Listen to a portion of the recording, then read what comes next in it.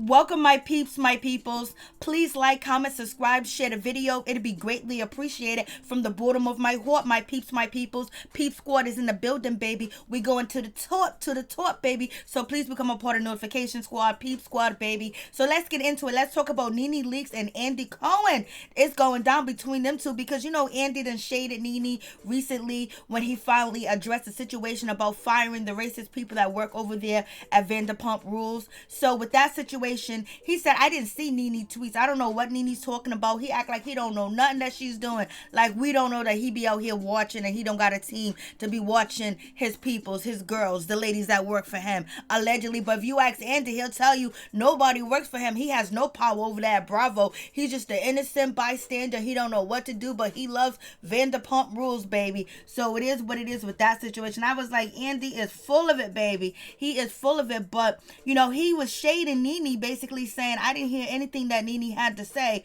but I did talk to Candy and have a conversation with Candy, and everything with Candy was all good and peaches and cream, and we're gonna work things out. And NeNe got a whiff of that situation, and she was feeling a certain type of way. She was like, what?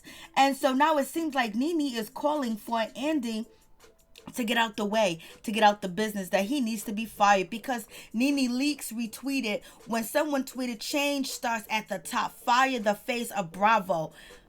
And it hashtag fire Andy, baby. And so NeNe Leakes retweeted that, so you already know it's going down. And we already heard from Kenya Moore that NeNe Leakes got herself an attorney, and she said that the attorney that Lisa Bloom that she did seek out is supposed to be suing the network. So it seems like, ooh, it's all coming to head. I was like, Lord have mercy.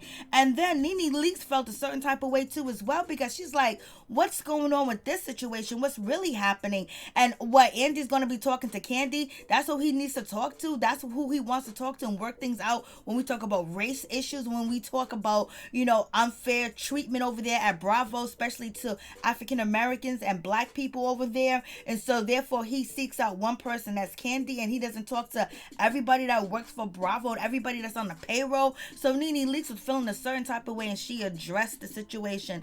I mean, if she's feeling a certain type of way, the rival between Candy and NeNe Leakes, you know, continues. And also Andy continues to poke and poke and poke and poke, trying to get a rise out of NeNe Leakes too as well, trying to act like his hands are tied. And the first person he brings up that he's having a conversation with, that he's sitting down talking to, is Candy Burris. You already know that is a situation.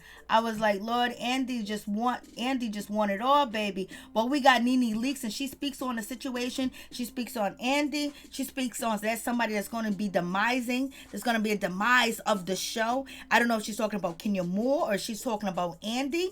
And she also says that she ain't never had no open marriage, and she ain't got no open marriage. What are you talking about? And she also says that needs to be a shakeup. Cast members needs to change immediately. So let's check out NeNe Leakes, you know, doing NeNe Leakes. So I'm just like, Um, I actually, if you watch the show this season, I actually extended many olive branches to Kenya. So I feel like the ball is in her court. There's nothing else that she and I need to talk about. I know that. There's nothing else that we need to argue about. I know that. I did my part as I said I would. I extended olive branches. I made a public apology, and there's not much else that I can do. Now you can't continue to hold my feet to the fire. You can either move on or just we just don't have to say anything else to each other. I've done my part. So the ball's in her court. So that will be a better question for her.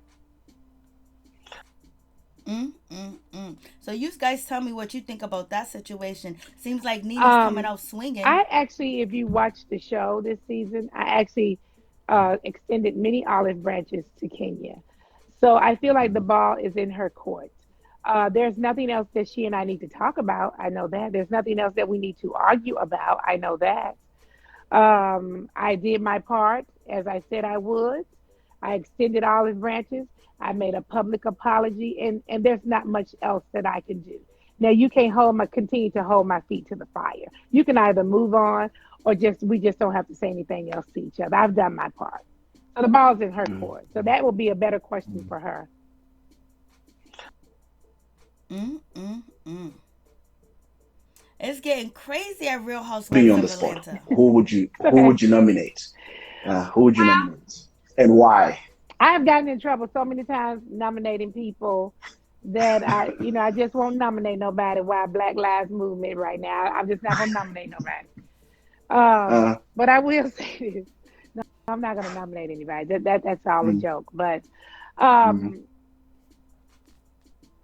I will say this: mm, we need a shakeup in the cast, and mm, I said it many a times. I think, and as I said to you earlier, I don't think the mm, show should lie on one person's shoulder.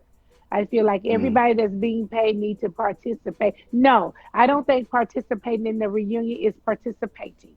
We shoot for months. mm, We shoot for months, and you have to put in your work during that time. I don't think it's fair that you get to sit around all season long and then show up at the reunion and act like you secured a bag. Like, I don't think that's cool. While everybody else, so while I'm out here securing the show and the reunion, I don't think that's cool at all. So I think mm, mm, that we need new people on the show. mm, I also think that there are certain people or a certain person on the show that I believe will be the demise of the franchise. Because I don't think all the nastiness, listen, things are changing. We're in a different time right now. I don't think people mm, want to sit up and listen to all the nasty, hurtful things that you can say about one woman. I just don't think mm, anybody want to tune in to listen to all of that. I just don't think they do. So I think mm, that um, some things need to change, and mm, some cast mm. members need to change as well. It's getting stale. Bravo. Time to be fair. Uh, uh, Three of your favorite one-liners, your own. Which are the three that you use all the time or mostly overuse? I'm sorry, say that again. So three of your favorite one-liners. So you know Oh, you've got epic one-liners. Which one are your favorite? uh, I probably like, well, recently I've been saying I said what I said. I said what I Mm, said, and I don't usually okay. use that much, but lately I've been using I said what I said a lot. So I said Uh-huh. what I said. I like that. I always like blue. I always like blue because I feel like you can read a person with blue. Now, blue, and get you together. Now, blue. And the thirst Uh-huh. is real is everything. The thirst is Uh-huh. real because there's so many thirsty people out here. The thirst is real. Girl, bye. I could tell you all kind of stuff all day long. Mm, I mean, mm. the list goes on and on. And who's the one person who can read you? Who's the one person who can say Oh, this can read, even in your personal life or just even outside of uh, media? I've gotten read many times. I mean, I'm okay with getting read. Mm, I've gotten read many times. mm, Just don't be mad when I read you back. So I'm not saying I can't get read. I've gotten read plenty of times. Um, but I tell you, the people that read me the best are my gay guy friends. They read me the mm, best. They always get me. They shut me up. But then I think of something and uh-huh, come right back and get them. But yeah, I can be read. Yeah, sure I can. mm. So I'm just looking through here. I'm just now going through the questions from some of your fans. Okay. So NeNe Leakes did an interview with a wonderful guy from South Africa. I made sure that his Instagram name was there to be shown, so you guys can go check him out and everything else like that. So what do you guys think about this feud between NeNe and Andy? Like, this shit seems like it's on and popping between them two. I'm like, what is really going on? It seems like one minute Andy, he likes NeNe, he wants to be down with NeNe, he's praising NeNe, and the next minute he can't stand her and he don't like her and he shade her. I mean, he will shade her quick, fast, in a hurry. Talk about everything that he can possibly throw a little bit of hints and shade towards NeNe too as well. And he knows that NeNe can read it and pick it up and catch it. And so now NeNe's basically, she's been holding back on her shade, but her shade done came real, where basically she's retweeting Fire Andy. So basically, is Andy the problem over there that NeNe has with Bravo TV? Is he the one that is aligning the girls, allegedly? to team up and bring NeNe out, bring NeNe down, so therefore they can split her paycheck. These are some rumors that have been out here in these streets that people are talking about. So what do you guys think about that situation? Is Andy out to get NeNe, or is NeNe her own worst enemy? Is NeNe doing the right thing, speaking up for herself and standing up for herself and calling out things that she feel like is not right, that is happening behind scenes that we don't know about, that we don't see? So is she getting mistreated? Is there race involved with NeNe being mistreated, or any of the other ladies on the show being mistreated because of the color of their skin, even though they're the highest rated show over there on Bravo?